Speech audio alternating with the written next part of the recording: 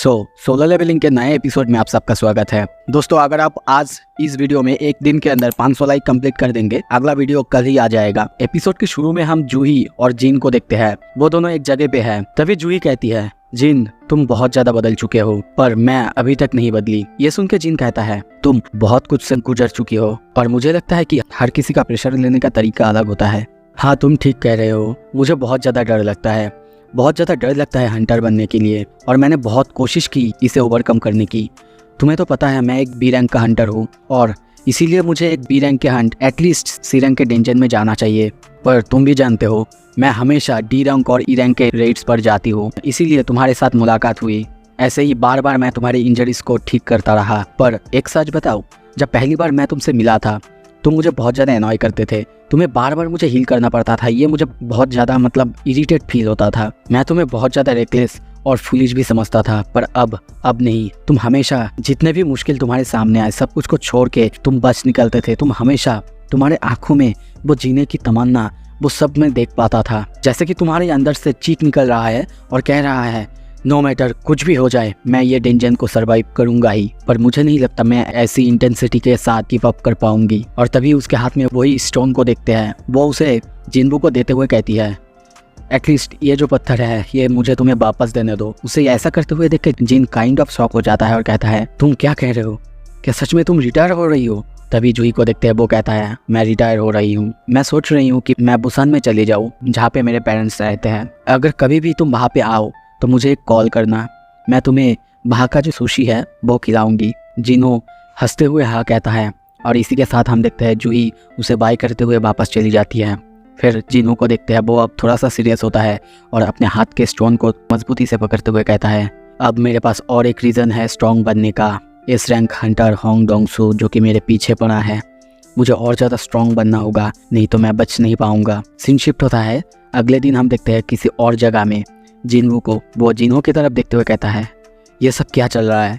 और तभी बहुत सारे अजीब अजीब हंटर्स को देखते हैं। जिन्हू उन सबको दिखाते हुए कहता है, यही है हमारी टीम के मेंबर्स। यहाँ पे जो कोई भी है इन सब के पास लाइसेंस तो है, पर ये लोग कभी भी रेड्स पर ज़्यादा नहीं गए और इनमें से सब अलग अलग तरीके के हैं। जैसे कि कोई अल्कोहलिक, किसी का पैर टूटा हुआ है।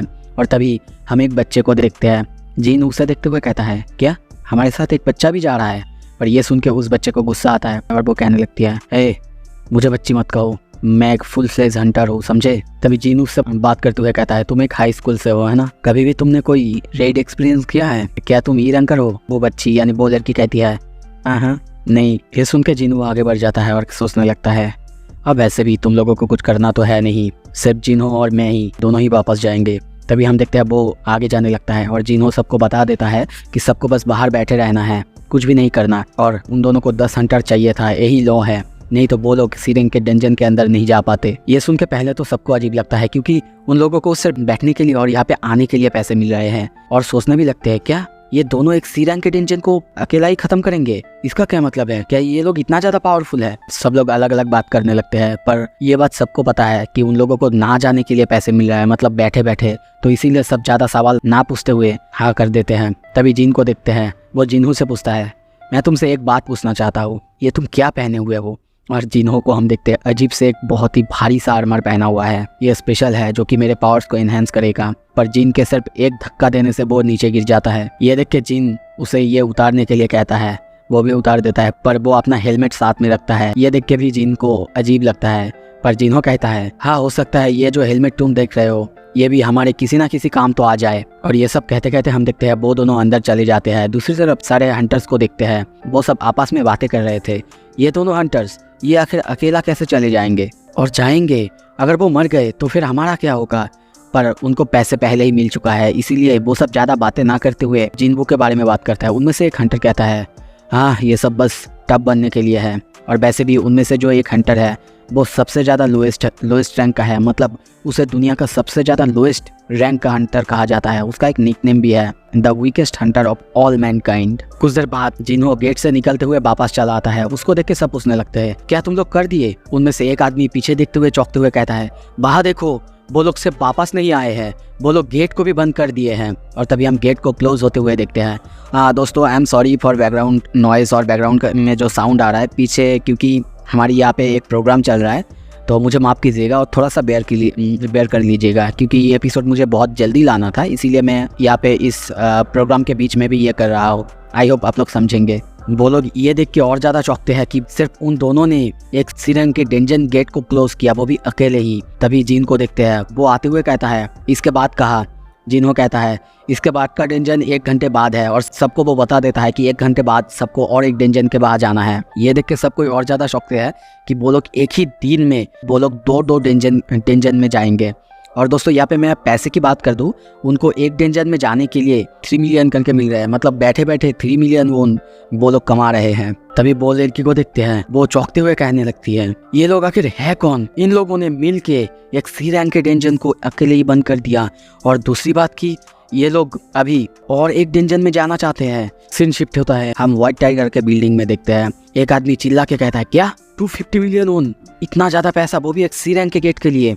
और तभी उसका जो असिस्टेंट है वो आके बताता है कि सर ये जो सी रैंक के गेट्स है 70 मिलियन में इनका बीडिंग हुआ था, पर मैंने प्राइस 100 मिलियन कहा था, उन लोगों ने 250 मिलियन दिए और उसके आगे मैं नहीं जा पाया सर। और ये जो स्क्वाड है इसका लीडर का नाम है यो जिन्हो। ये देख के वो आदमी कहता है मैंने कभी इसके बारे में नहीं सुना, ये कौन है और कहाँ से आया है? और तभी उसे यो जिन्हो के बारे में पता चलता है, और थोड़ा सा रिसर्च करने पर उसे ये भी पता चलता है कि उसके साथ संग जिनवू है, जो कि डबल डेंजन गेट से बचा हुआ था, और कुछ ही दिन पहले कैंग तासिक जिस डेंजन में गया था उसी डेंजन से बच गया था। ये देख के उसे थोड़ा सा शॉक लगता है और वो सोचने लगता है क्या इसमें कुछ गड़बड़ तो ज़रूर है। अपने ऑफिस में सबको ऑर्डर देता है जिनवू के बारे में जो भी पता चले सब कुछ बाहर निकालो। कुछ देर बाद हम देखते हैं आखिरकार उसे संग जिनवू के बारे में काफ़ी कुछ पता चल गया है कि वो 3 बहुत ही खतरनाक डेंजन से बच चुका है। जैसे कि पहला था डबल डेंजन, दूसरा था होंग डोंग सुक का स्ट्राइक स्क्वाड से बचना, तीसरा जो है वो और ज़्यादा खतरनाक कैंग तासिक जो कि एक एसासिन हंटर था और एसासिनेशन के लिए भेजा गया था, उससे बचना। ये सब जानने के बाद वो सोच में पड़ जाता है। संग जिनवू यो जिन्हो सेकंड डेंजन में जो इंसिडेंट हुआ था वहाँ पे मिले थे। दूसरी तरफ उसके पापा एक गिल्ड बनाने की सोच रहे हैं जिसके लिए बहुत ही स्किल्ड हंटर्स चाहिए, और अगर यो जिन्हो उसके साथ है, वो उसे अपने गिल्ड में शामिल कर रहा है, इसका मतलब इसमें कुछ तो ज़रूर है। और सब कुछ देखने के बाद तो यही लग रहा है जैसे कि संग जिनवू सारे सी रैंक के डेंजन्स को अकेला ही क्लियर कर रहा है, इसका मतलब उसका रीअवेकनिंग हो चुका है। और ये सब वो अपने असिस्टेंट को बताता है, और तभी हम देखते हैं वो कहीं जाने के लिए रेडी होता है। जब उसका असिस्टेंट पूछता है तो वो कहता है सब कुछ देखने के बाद तो यही लगता है वो रीअवेकन हो चुका है। जैसे कि तुम ही सोचो ना, बी रैंक के जो एसासिन था कैंग तासिक, उससे उन्होंने क्या रिपोर्ट में कहा था कि जो सी रैंक के बंदा था जो कि एक तलवार चलाता था, मतलब मिस्टर सॉन्ग, उन्होंने उसे हराया है, वो भी एक व्हीलर के साथ में। पर ऐसा पॉसिबल ही नहीं हो सकता है, या फिर ऐसा हो सकता है कि शायद उनकी मदद किसी बाहर वाले ने की है, जैसे कि संग जिनवू। ये सब सुनने के बाद वो बंदा कहता है सर सब कुछ तो ठीक है, पर आप जा कहाँ रहे हो? वो बंदा हंसते हुए कहता है क्या ये ऑब्वियस नहीं है, हमारे टीम के नए मेंबर को लाने जा रहा हूँ। ये सुन के वो आदमी पूरी तरह से चौंक जाता है और कहता है क्या, मुझे बिलीव नहीं हो रहा है मिस्टर हान, वो पर्सनली किसी मेंबर को रिक्रूट करने जा रहा है, this is must be a big deal. Scene shift होता है, दूसरी तरफ हमें एक बहुत सारे मॉन्स्टर को दिखाया जाता है। उनमें से एक बहुत खतरनाक मॉन्स्टर को देखते हैं, वो किसी तरफ देखते हुए काँप रहा है, और तभी उसके सामने हम जिनवू को देखते हैं, वो उसे देखते हुए पूरी तरह से काँप जाता है, और वो तीनों मॉन्स्टर वहाँ से भागने लगते हैं। पर जिनवू को देखते हैं, वो उनके पास आके उन सबको बहुत ही आसानी से मार देता है। वहाँ पे चारों तरफ उनके खून से भर जाता है। जिन्हो को देखते हैं, वो उसकी तरफ देखते हुए सोच रहा है सच में वो अपनी स्किल को छुपा रहा था, और अब तो ऐसा लगता है वो और ज़्यादा स्ट्रांग हो चुका है। पर जिन्हो को देखते हैं, वो काइंड ऑफ थोड़ा सा सैड है, अपने स्टैट्स की तरफ देखते हुए सोचने लगता है मैंने अब लेवल अप तो बहुत ज़्यादा कर लिए हैं, और मुझे बहुत सारा स्किल भी नए नए मिले हैं, जैसे कि स्किल, एडवांस डैगर टेक्निक, और भी अलग अलग तरह का स्किल। कैमोफ्लेज टेक्निक ये भी बहुत अच्छा है जो कि मुझे उस रून स्टोन से मिला था। वो ये सब सोच ही रहा था कि तभी देखते हैं वहाँ पे और एक मॉन्स्टर आता है उसे मारने के लिए, पर जिनवू एडवांस डैगर टेक्निक और क्रिटिकल अटैक इन दोनों का यूज़ करते हुए उसे आसानी से मार देता है। उस मॉन्स्टर के बॉडी में देखते हैं 3 बहुत बड़े बड़े छेद हो जाता है, और वो वहीं पे मर जाता है। ये देखते हुए वो कहता है ये स्किल बुरा नहीं है, और तभी देखते उसका लेवल अप होता है और एक नोटिस मिलता है the player has reach the required level. ये देख के वो कहता है क्या रिक्वायर्ड लेवल, ये आखिर क्या है? और तभी नोटिस आता है you have received A job change request. और ये देख के वो सोचने लगता है क्या मेरा जॉब चेंज होगा, मतलब सीन शिफ्ट होता है। बाहर हम देखते हैं मिस्टर हान ये किसी चीज़ को देख के बहुत ज़्यादा चौंका हुआ है और कहता है व्हाट द हेल। तभी देखते हैं वो डेंजन के सामने आ चुका है, और सारे जो हंटर्स हैं उनको पार्टी करते हुए, मौज करते हुए देख रहा है। कहने लगता है क्या क्या ये लोग कोई पिकनिक पे आए हैं? क्या चल रहा है यहाँ पे, और क्यों सब लोग बाहर क्यों है? तभी उसके पास वही लड़की आती है और कहती है ये एरिया ऑफ लिमिट है, आप यहाँ पे क्यों आए हो? उस लड़की से बात करने के बाद उसे पता चलता है कि संग जिनवू और जिनहो दोनों मिलके इस डेंजन में गए हैं। मतलब वो दोनों हर एक डेंजन अकेला ही बंद कर रहे हैं, अकेला ही उन सारे बीस्ट को मार रहे हैं। ये देख के वो बहुत ज़्यादा काइंड ऑफ चौंक जाता है। वो कहता है संग जिनवू, अगर मैं सही हूँ तो तुम इस सेंचुरी के सबसे बड़े रूकी होगे, तुम एक टॉप क्लास बंदे हो। तभी आवाज़ सुनाई देता है स्क्वाड लीडर वापस आ चुका है, अब यहाँ से वापस जाने के लिए तैयार हो जाओ। हम जिन और जिनहो को वापस आते हुए दिखते हैं। जिनवू कहता है सुनो, जो बाकी गेट्स है उनमें हम कल जाएंगे, क्योंकि मुझे थोड़ा सा और एक काम आ गया जो कि मुझे करना ही है, आज के लिए ख़त्म करते हैं। जिनहो कहता है कल? हाँ, मैंने सारे तो बुक कर लिए हैं, पर कुछ भी अर्जेंट है मैं कैंसिल कर दूंगा। वो दोनों बात करते करते वापस आ रहे थे। तभी मिस्टर हान कहता है मिस्टर संग जिनगो। जिन पहले तो उसे देख के काइंड ऑफ शॉक होता है, और वो बंदा अपने आप को इंट्रोड्यूस करते हुए कहता है तुम्हारे साथ मिलके बहुत अच्छा लगा, मेरा नाम है हान संगमिन, मैं हूँ the white tiger guilds management department का चीफ। ये सुन के जिनू कहता है क्या व्हाइट टाइगर गिल्ड? और तभी वो कहता है आई एम श्योर कि तुमने सुना ही होगा अलग अलग गिल्ड्स के बारे में, जैसे कि the fin hunter, the find, the knights, the fame and then the ass, the white tiger. और मुझे नहीं लगता कि तुम्हें ये बताने की ज़रूरत है कि हमारी जो व्हाइट टाइगर गिल्ड है वो बहुत ही ज़्यादा अच्छा एक गिल्ड है। मिस्टर संग जिनवू, मैं तुमसे एक चीज़ पूछने आया हूँ, और मैं चाहता हूँ कि तुम हमारे व्हाइट टाइगर गिल्ड में आओ, जिसके लिए मैं तुम्हें ऑफ़र देने आया हूँ। और इसके लिए मैं आपको जो भी अमाउंट दिया जा रहा है उस गिल्ड से, उसका डबल देने के लिए तैयार हूँ। जिनू सोचने लगता है सच में एक ऐसे हंटर जो कि ई रैंक का है, जो कि कुछ वक्त के लिए किसी का काम का नहीं था, अब उसके लिए इतना बड़ा ऑफर आ रहा है कि जो कि वो खुद रिफ्यूज़ भी नहीं कर सकता। और ये सब सोचने के बाद वो कहता है अच्छा, सबसे पहले मुझे ये बताइए आपका जो ये बिल्डिंग है ये कितना ज़्यादा एक्सपेंसिव है? ये सुन के मिस्टर हान को थोड़ा सा अजीब लगता है, और वो कहता है एक्सक्यूज़ मी, क्या कहने की कोशिश कर रहे हो आप? हाँ, वैसे जितना मुझे पता है हमारा ये बिल्डिंग पूरा तो नहीं है, पर जितने फ्लोर में हम हैं उतने का 50 बिलियन ओन तो होगा। और ये सुन के जिन कहता है तो फिर तो आप ये पूरा बिल्डिंग मुझे देने के बारे में सोच रहे होंगे। ये सुन के आन बहुत ज़्यादा चौंक जाता है और कहता है मैं समझा नहीं आप क्या कहने की कोशिश कर रहे हो। कुछ देर बाद हम देखते हैं वो उस शॉप में चीख के कहता है क्या 30 बिलियन ओन? उसे इतना जोर से चीखते हुए देख के सब लोग उसकी तरफ देखने लगता है। वो खुद को संभाल लेता है, और तभी जीन कहता है हाँ, योजिन कंस्ट्रक्शन ने मुझे एक बिल्डिंग दी जिसका वर्थ 30 बिलियन ओन है, और आपने कहा आपका बिल्डिंग 50 बिलियन ओन का है, तो इसका मतलब आप मुझे वो बिल्डिंग ज़रूर देंगे, है ना? मिस्टर आन की पूरी तरह से फट चुका है, और वो कहता है क्या 30 बिलियन ओन?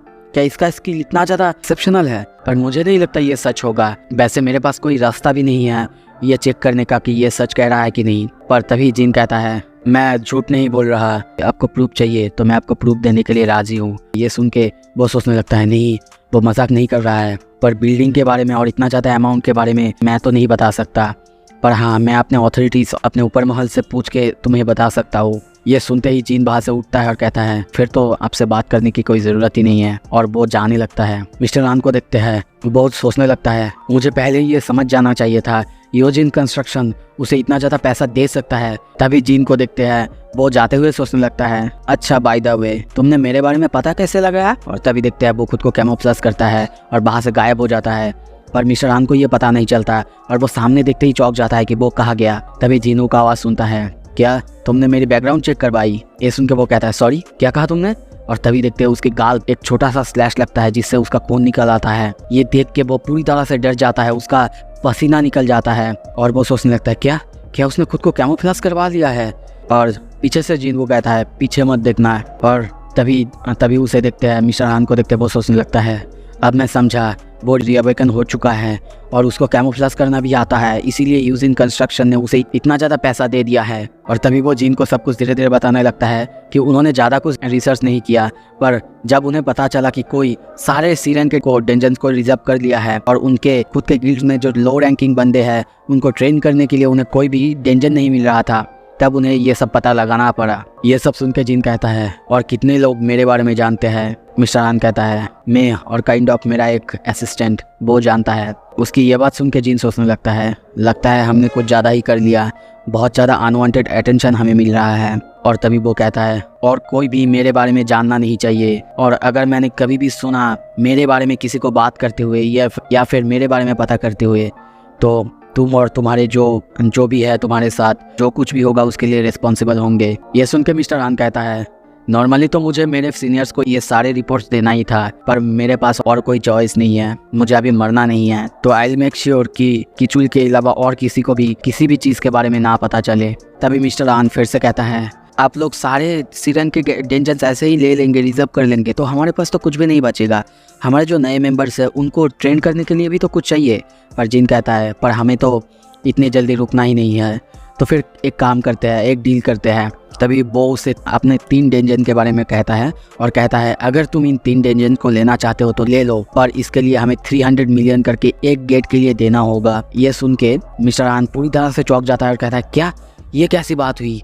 एक सीरन के गेट से हमें हाईली 200 मिलियन ओन मिल सकता है, ये तो लॉस होगा ना। क्यों ना तुम एक काम करो 200 मिलियन ओन में दे दो। ये सुन के जिनू हंसते हुए कहता है ये डील मुझे मंजूर है। और ये डील होने के बाद वो जाने लगता है, पर जाते जाते एक अपना पोशन वो उसे खिला जाता है, जिससे हम देखते हैं उसका जो स्लैश लगा था, काट था, वो पूरी तरह से हील हो जाता है। और ये देख के वो पूरी तरह से चौंक जाता है और कहता है ये क्या है, मेरा फेस ये तो फिर से पहले जैसा हो रहा है। जिनबू जा रहा था तभी उसे बुलाते हुए कहता है तुमने अपनी सारी टेक्निक तो मुझे बता दी कि अब मैं मान सकता हूँ कि तुम मुझ पर ट्रस्ट करने लगे हो। पर जिनू जाते जाते कहता है अगर तुम मेरा ये सीक्रेट को सीक्रेट रखोगे तो ज़रूर। सीन शिफ्ट होता है। कुछ देर बाद हम देखते हैं उसका जो सबऑर्डिनेट्स था वो बंदा मिस्टर हान के पास आता है और मिस्टर हान उसे सब कुछ बता देता है। ये सुन के वो बंदा पूरी तरह से चौंक जाता है और कहता है क्या? मिस्टर हान उसे कहता है वो शायद जितना मैंने सोचा था उससे भी बहुत ज्यादा स्ट्रांग है। सीन शिफ्ट होता है। हम जीन को जाते हुए देखते हैं। उसके पास जीनो का फोन आता है जो कि उसे कहता है सर 600 मिलियन ओन हमारे पास डिपॉजिट हो चुका है, पर आपने ये सब कैसे किया? इन सारे डेंजर्स को तो हम यूज भी नहीं करने वाले थे, हम तो इन्हें कैंसिल करने वाले थे। जीन कहता है ये कॉन्फिडेंशियल इन्फॉर्मेशन है, मैं तुम्हें नहीं बता सकता। सीन शिफ्ट होता है। अगले दिन की बात दिखाया जाता है। मिस्टर हान के पास कीचुल चिल्लाते हुए आता है और कहता है मिस्टर हान सारे सिरन के गेट्स बहुत ही ज़्यादा सस्ते में मिल रहा है, 10 मिलियन या फिर उससे भी कम में मिल रहा है।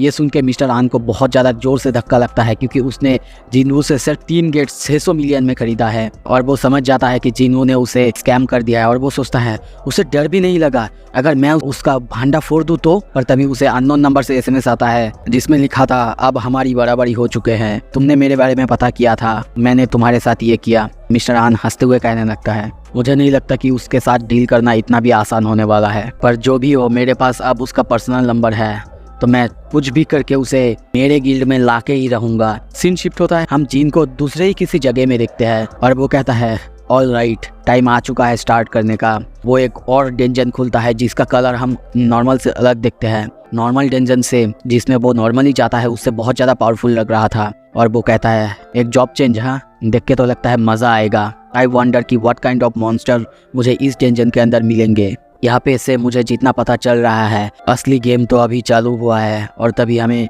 किसी बहुत ज़्यादा पावरफुल एंटिटी का झलक दिखाया जाता है। इसी के साथ दोस्तों ये एपिसोड यहाँ पे ख़त्म करते हैं। अगला एपिसोड बहुत ही जल्द लाऊंगा। देखने के लिए मेरे चैनल को सब्सक्राइब कीजिए। Thank you so much.